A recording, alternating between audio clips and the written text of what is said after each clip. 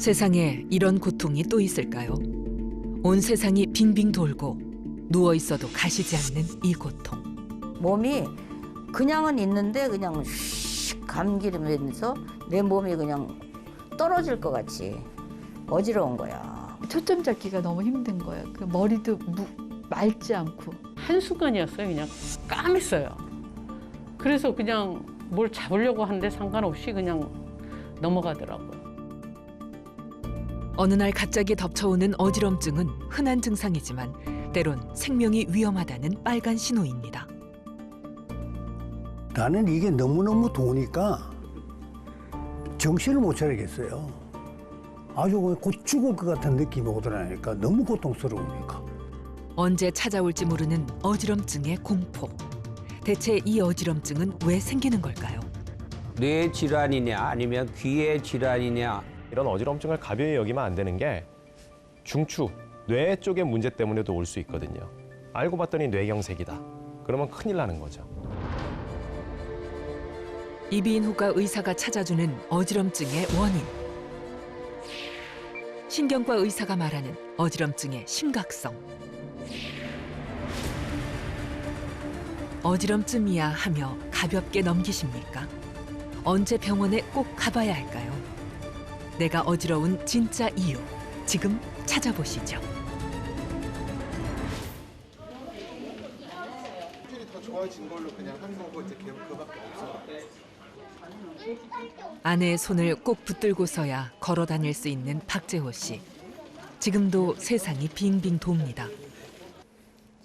어지럼증으로 한 달 사이 벌써 3번이나 쓰러졌습니다. 머리에 큰 문제가 생긴 건 아닌지 걱정되면서도 우선 이비인후과를 찾았습니다. 이렇게 빙빙 돌고. 그냥 도는 네. 정도가 아니고 네. 몸이 없어 그냥 처박혀갖고 일어나가 앉지도 못하고 머리를 벽에 붙이지 않으면은 네네. 조금 어지러운 데다가 네. 일어나면은 술 취한 사람 같이 비틀비틀해져요. 일어서 보시겠어요? 쭉 일어서서 발을 이렇게 딱 붙이고 서 보세요. 그리고 손을 이렇게 한번 모아 보시고요. 한번 그대로 서 계셔 보세요. 잠깐만. 네. 중심을 잡지 못하고 휘청거리는 환자. 네. 공항에 나올 때 가방 그쪽으로 보자. 조심하세요. 그랬어요? 저쪽을 딱 보시고 그냥 편하게 저기까지 한번 걸어가 보세요. 비틀대며 걸어오더니 네, 뒤로 도시고. 또 한 번 네. 중심을 잃습니다. 네, 잘 안 돼요?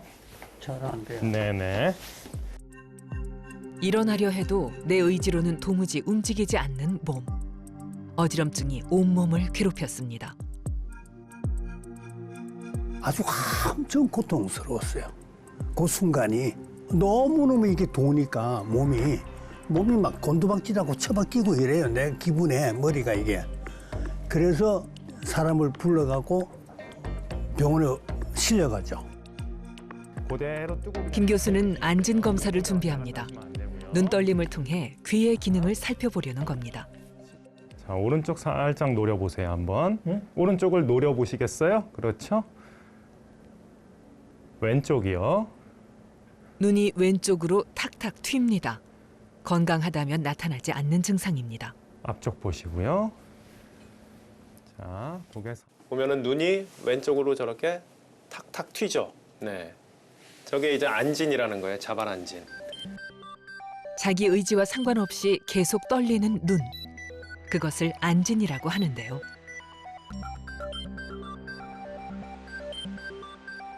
또 하나 중요한 거는 정면을 보고 있으면 이렇게 딱딱 튀는 게 보이고 반대쪽을 쳐다보면 안진이 거의 없어지죠. 반대로 오른쪽을 볼 때는 눈떨림이 없습니다. 왜 그럴까요? 왼쪽으로 눈이 튄다는 얘기는 오른쪽의 기능이 망가졌거나 아니면 왼쪽의 기능이 굉장히 항진된 상태라는 걸 의미하는데 항진되는 경우는 굉장히 드물고요. 대부분은 망가졌을 때 저렇게 나타나거든요. 자발안진이라 그러고 저게 이제 평형 기능이 떨어졌다는 걸 의미하기 때문에 오른쪽의 전정신경염을 의심해 볼 수 있는 소견이고 안진 방향으로 눈을 보니까 더 세지고 더 빨라지잖아요. 눈 튀는 게. 아주 중요한 말초성 안진을 시사하는 소견이거든요. 말초성이라는 귀에서 생긴다는 거죠. 평형기관에서. 귀에 있는 평형기관의 문제다. 중심을 잃고 자꾸 휘청이는 박재호 씨. 균형 장애와 어지럼증은 귀의 평형 기능이 깨졌기 때문입니다.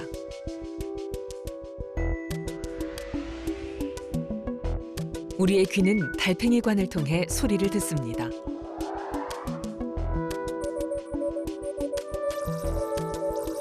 또한 세 개의 반고리관과 이석기관을 전정기관이라고 하는데 이를 통해 우리는 평형 감각을 유지합니다.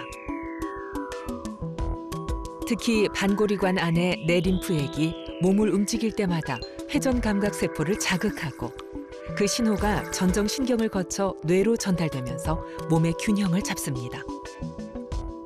우리가 움직일 때, 때론 격렬한 동작을 해도 넘어지지 않고 균형을 잡을 수 있는 것은 귀의 전정 기능, 즉 평형 기능이 있기 때문입니다. 이 평형기관이 양쪽에 있거든요. 한쪽 기능이 떨어지면은 우리 몸은 이게 기능이 떨어졌구나라기보다 얘가 자극을 받는구나라고 생각을 해요. 그렇게 되면은 비대칭이 일어나면서 막 여기가 자극받으니까 불필요한 움직임, 그러니까 눈동자나 근육이나 이런 게 불필요한 움직임들이 일어나면서 어지러움증을 느끼게 되는 거죠.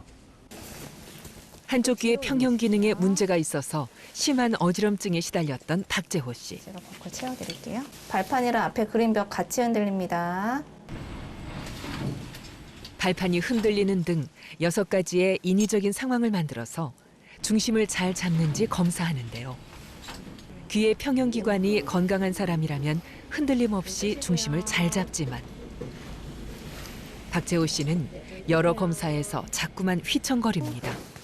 눈을 감으면 더 급격히 몸이 흔들립니다. 앞에 한번 보실게요. 네, 이게 환자분 몸이 움직여서 화면이 같이 흔들리는 거예요. 좋은 거는 무게중심이 이동이 없이 가운데 계속 유지해 있는 게 좋은 거고요. 계속 무게중심이 왔다 갔다 한다는 거는 그만큼 내가 중심을 못 잡고 몸이 많이 이제 흔들린다는 뜻인 거예요.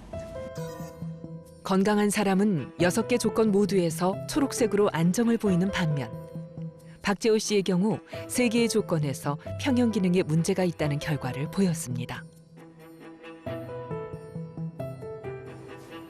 귀의 평형 기능을 담당하는 전정기관에 이상이 있다는 뜻입니다. 결국 박재호 씨는 전정신경염이라는 진단을 받았습니다. 깜빡. 우리의 귀 속에는 몸의 자세를 느끼도록 돕는 평형기관인 전정기관이 있습니다. 3개의 반고리관과 이석기관이 여기에 해당하는데 전정기관으로부터 받은 평형감각 정보는 전정신경을 통해 뇌로 전달됩니다. 하지만 여러 원인에 의해 전정신경에 염증이 생기면 심한 어지럼과 메스꺼움을 느끼게 되고 균형을 잡기 힘들어지는데 이것이 바로 전정신경염입니다. 그런데 전정신경염에 걸렸을 땐 어떤 어지럼증을 느낄까요? 메시꺼워요. 굉장히 메시꺼웠는데 나는 이게 너무너무 도니까 정신을 못 차리겠어요. 곧 죽을 것 같은 느낌이 오더라니까 너무 고통스러우니까. 놀이기구 탄 것처럼 이렇게 계속 바닥이 빙글빙글 계속 도는 증세가 계속 있어서요. 어지럽고 토할 것 같은 증세가 계속 있었어요. 술 안취 상태에서 계속 바닥이 올라온다고 하잖아요. 그런 증상이 계속 됐던 것 같아요. 눈 뜨고 있으면 실제로 누워 있을 때 천장이 돈다고 표현을 해요, 환자분들이. 천장이 돌면서 내가 밑으로 빨려 들어가는 것 같다. 그리고 계속 토한다. 그렇게 표현을 하시거든요. 네. 혹시 내가 다른데, 뇌 같은 데가 잘못되지 않았을까 이렇게 생각하셔가지고 병원에 오시는 분들도 굉장히 많습니다. 전정신경염의 어지럼증은 얼마나 지속되나요?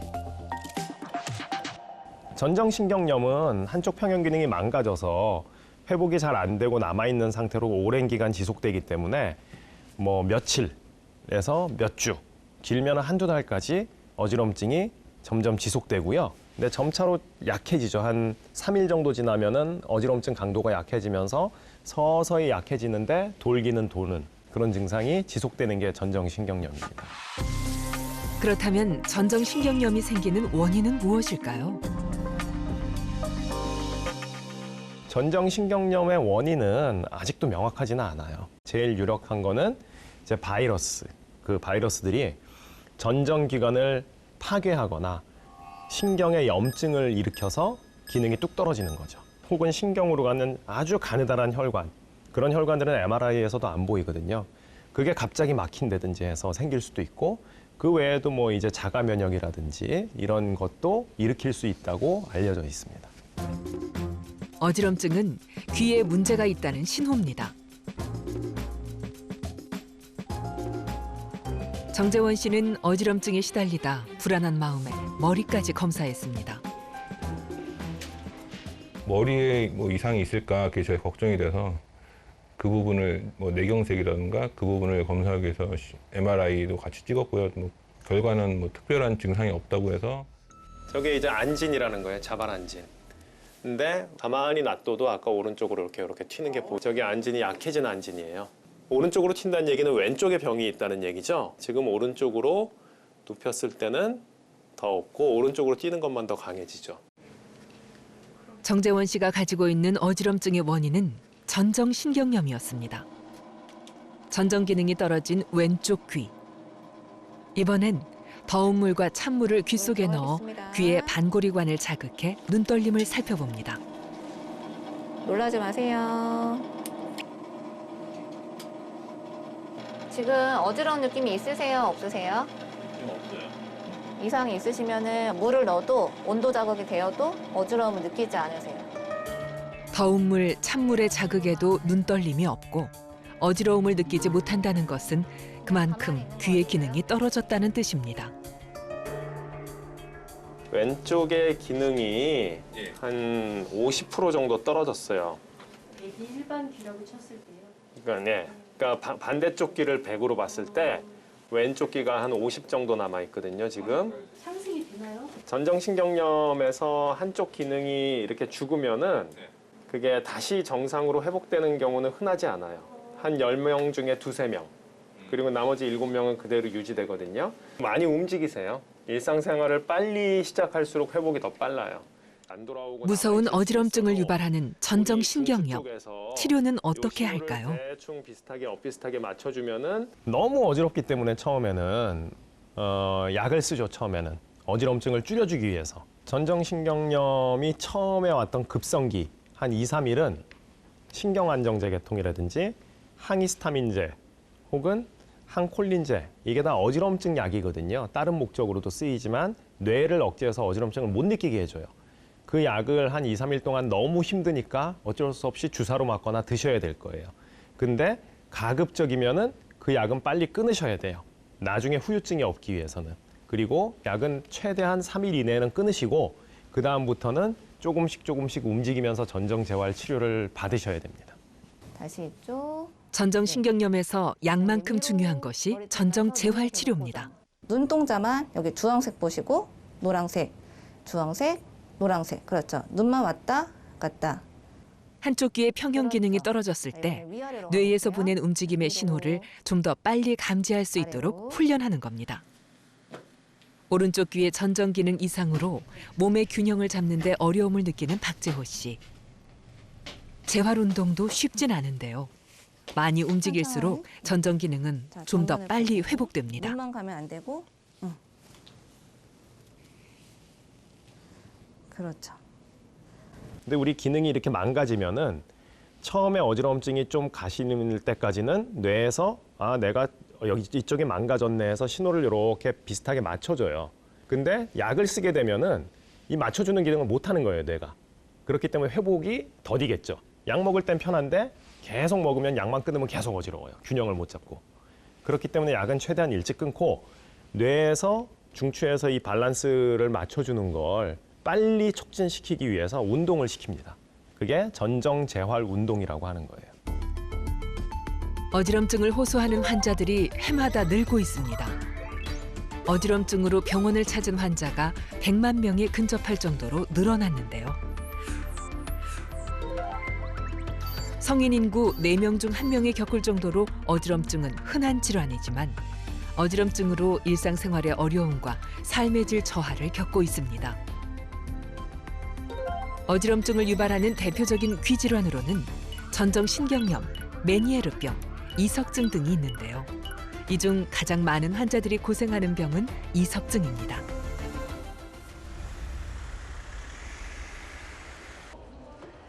한편 어지럼증은 귀뿐만 아니라 뇌의 문제로도 발생합니다. 제일 불편하신 게 뭐예요, 지금?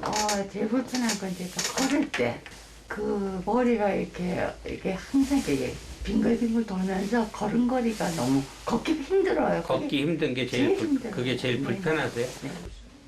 걸을 때 균형이 잡히지 않고 비틀거리는 환자. 다시 반대편으로.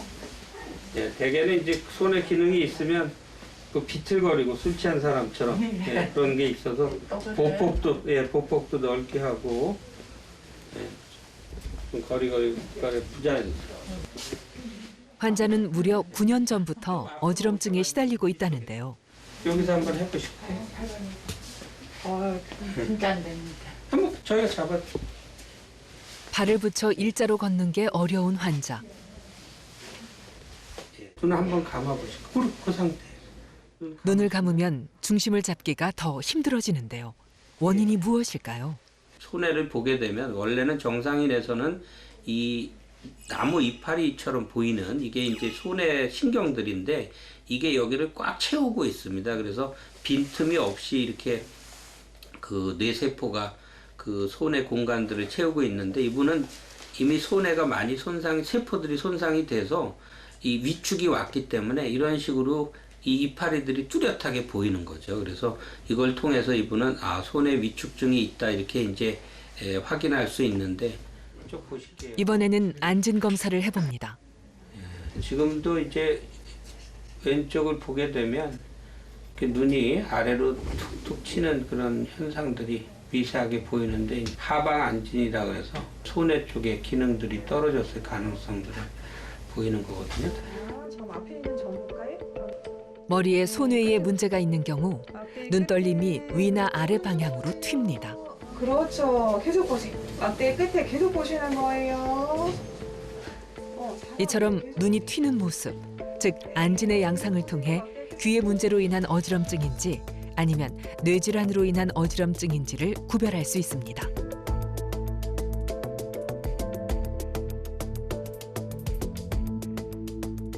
한쪽 귀가 망가져서 오는 급성 어지럼증에서는 눈이 반대 방향으로 튀는 현상들이 발생합니다. 그리고 그 안진의 방향이 바뀌지 않고요. 뇌에서 오는 경우들은 물론 귀에서 오는 거하고 비슷한 안진이 생길 수도 있지만 안진이 수평 방향으로 튀는 게 아니라 아래쪽으로 친다든지 아니면 위쪽으로 친다든지 이렇게 안진의 방향이 바뀌는 경우들은 귀에서 올 수가 없기 때문에 그런 안진이 보일 때는 그 안진의 양상만 갖고도 이 사람은 뇌에 질환이 있구나라는 걸 확인할 수 있는 거죠. 손을 움직인 후 자기 코끝을 제대로 짚어내지 못하는 환자. 결국 그녀는 손의 위축증이라는 진단을 받았는데요. 그녀에게 나타난 어지럼증은 심각한 뇌질환의 위험 신호였습니다.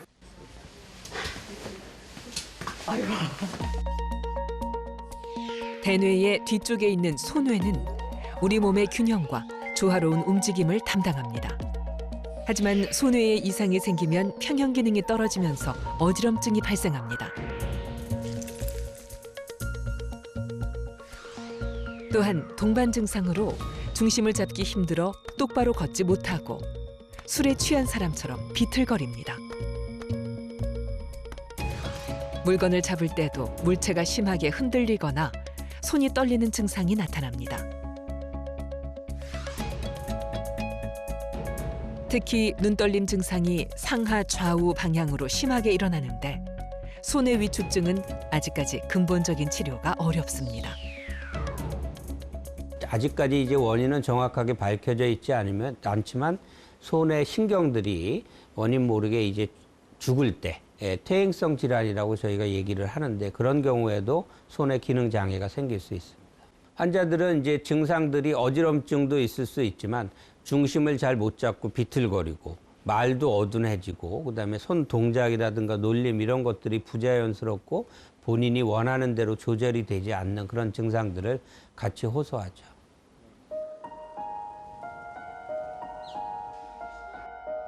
뇌에 문제가 있을 경우 가장 흔히 나타나는 것이 어지럼증입니다.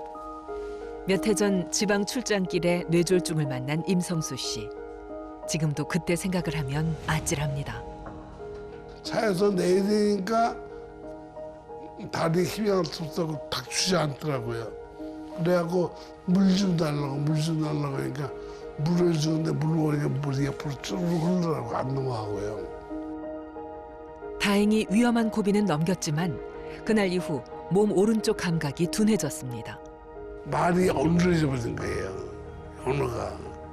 그래갖고 그때 당시만 해도 대화하면은 술 먹은 사람하고 얘기하면 못 하겠다고 전화 통화하면 술이 없었냐고 하고 말하듯이 못했어요. 일상을 다 바꿔버린 뇌졸중. 그에 앞서 나타났던 것이 바로 20여 분의 어지럼증이었습니다. 하지만 그게 전조 증상일 줄은 생각지도 못했습니다.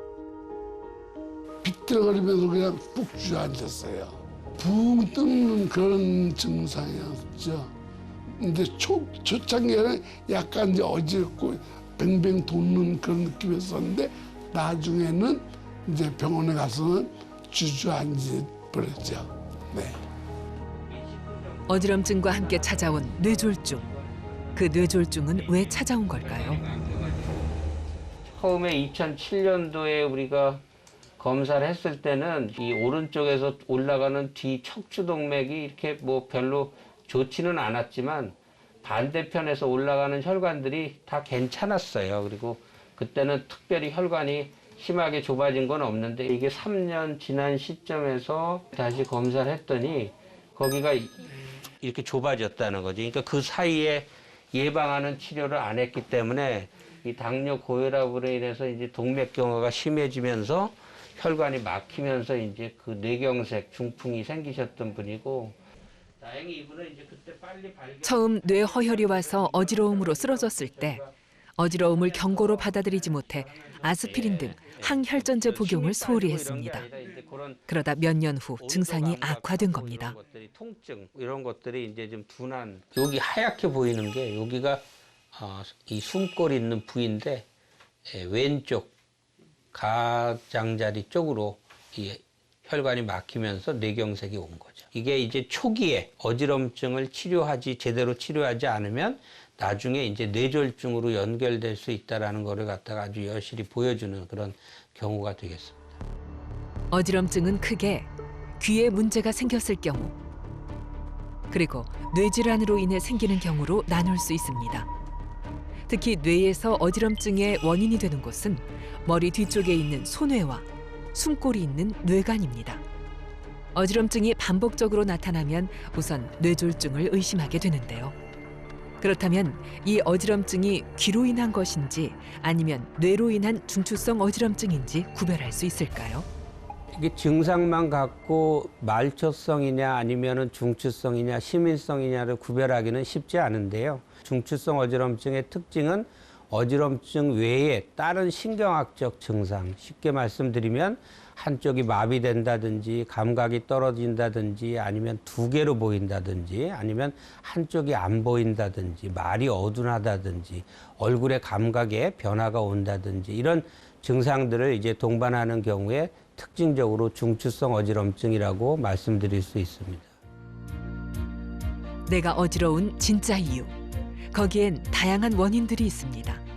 어지럼증을 구별하고 대처하는 법은 무엇일까요? 명희가 다시 한번 강조합니다. 이석증은 보통 1, 2분 이내 어지럼증이 그것도 눕거나 일어나거나 돌아 움직일 때 그때 유발이 되고 가만히 있으면 가라앉습니다. 그다음에 메니에르 병은 한 10분, 20분 이상 적어도 20분 이상 어지럽고 보통은 하루를 안 넘어가요. 12시간 이내로 끝나고요. 대신에 어지러울 때 청력이 떨어지는 증상 이게 동반되는 메니에르 병입니다. 그리고 전정신경염은 어지럽기 시작해서 그게 심한 어지럼증이 가실 때까지 며칠에서 몇 주까지 지속된다는 거. 그게 세 가지 병의 큰 차이점이라고 볼 수 있습니다. 과거에는 이제 그 뇌졸중에 의해서 어지럼증이 오면 마비라든지 무슨 그 감각이 떨어진다든지 말이 어둔하다든지 아니면 두 개로 보인다든지 이런 증상들이 대부분 동반되는 것으로 믿었습니다. 근데 최근의 연구 결과에 의하면 이 어지럼증만으로 오는 사람들도 20% 정도, 적어도 5명 중에 1명은 뇌질환, 뇌졸중일 수 있다는 것들이 밝혀지게 된 거죠. 특히 고령 인구나 고혈압, 당뇨, 고지혈증 또는 심장질환처럼 뇌졸중 위험인자가 있으신 분들은 일시적인 어지럼증의 경우에도 뇌혈관 질환 여부를 확인하는 것이 매우 중요합니다.